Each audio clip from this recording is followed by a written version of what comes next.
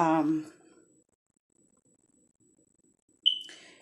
I normally post, and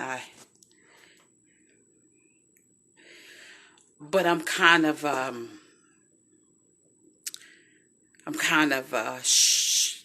shook up a little, and I'm gonna tell you something. I was actually on my way home from work, and as I was on my way home from work, my daughter said that she was hungry and then she wanted something to eat. And so what I did is I took her to Checkers. And as I took her to Checkers through the drive-through, I heard screaming. It was a woman screaming for her very life. And I saw the people running, but I saw the people running and they were actually like two boys, and they were running with their cell phones. And as they were running with their cell phones, they were actually recording this woman being beaten. And I know it sounds crazy, but I heard the noise and I saw the commotion. And I sprung up in prayer. But I got in my car. I said, yo, forget this. Turned my car around. And I went into the direction where the young lady was being beaten. And I jumped out of my vehicle. I'm not saying this because I don't need to be nobody's hero. And I said to the young lady, get in my car. And she was holding her baby. And there was a young man, and he had a wife beater on, and his shirt was full of blood. It was full of blood. And he said, nah, she gonna pay.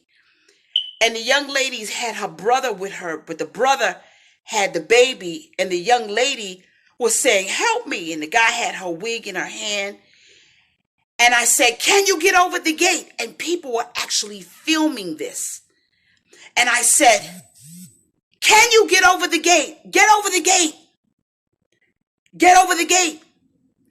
And as she began to try to make her way over the gate, I says, I'm going to pull over.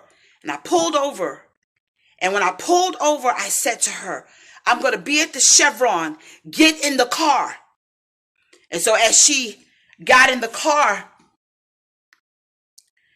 I said to her, before you get in my car, do you have any weapons? She says, no, I don't.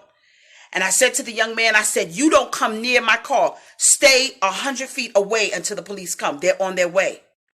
And so as she got in my car, her baby was screaming, and it was her brother with her. And I said, just get in the back seat. Get into the back seat. And as she got into the back seat, I stood in front of the car and I said, you are not going to harm her. You're not going to harm her. She sat in the back of the car and she began to cry. And her baby began to cry. And I said, do you see what you are doing to this child? Every time a woman gets involved with a domestic violence situation, your child becomes the eyes. And generational curses begin to start. And so what she did is she got in the back of the car and she waited for the police officers to come. And as she waited for the police officers, her baby was crying and my daughter was eating. And my daughter began to give the little boy French fries. And I began to tell the woman what she needed to do. And I called my attorney because I keep them on file. And my attorney began to give me what to say to her, to advise her. And so I said to the young man, I said, you don't come near my car. And he was bleeding. He says, no, look what she did to me. The police gonna take her away. They're not gonna take me away. The police are gonna take her away. And I said, nonetheless, you don't come near my car. But the thing that bothered me is people watched. They watched. They pulled over in their cars and they videotaped and they watched. Nobody was willing to help this woman or get involved. But this woman had a small child and no one even cared.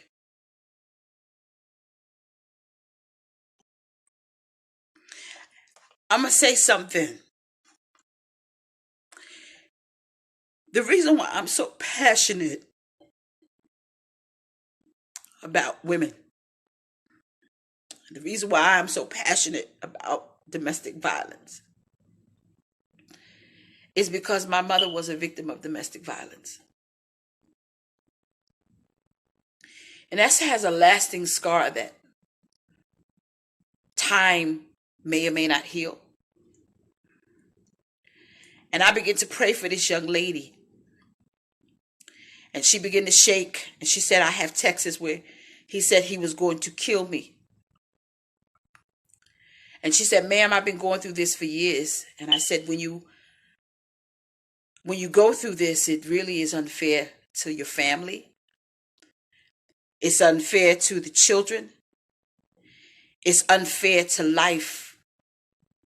And it is unfair to you. And she says, well, it didn't start off like this. And I began to have a little verbiage because I saw the police officers at the Checkers dealing with him.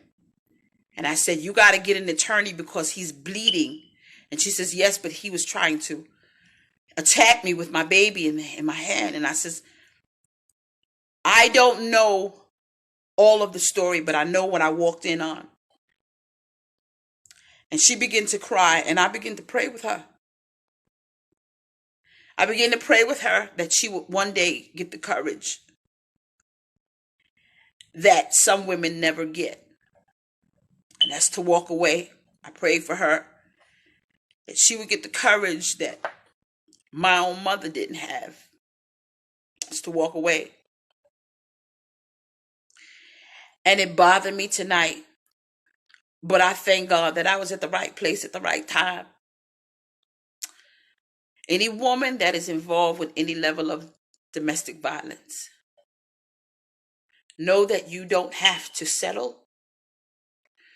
You don't have to deal with fighting for your life. Because in this woman's situation, I'm quite sure that there were several fights, but now the police are involved and now she's in jeopardy of losing her child, I'm sure. Being a servant of God doesn't necessarily mean that you have to be in a pulpit. It doesn't necessarily mean that you have to evangelize around the world.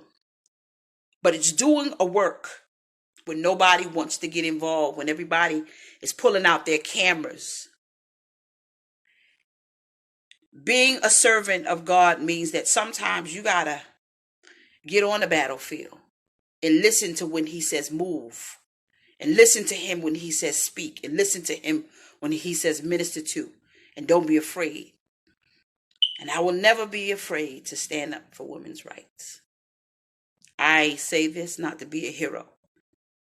But I say this to speak life into every woman that is going through anything domestic violence. Or any relationship where she is unhappy. Live life abundantly. Make an exit strategy early. And know that God will direct your path to get you to safety. I am Jamila Young, and every time you push my button, I'm going to tell you the truth.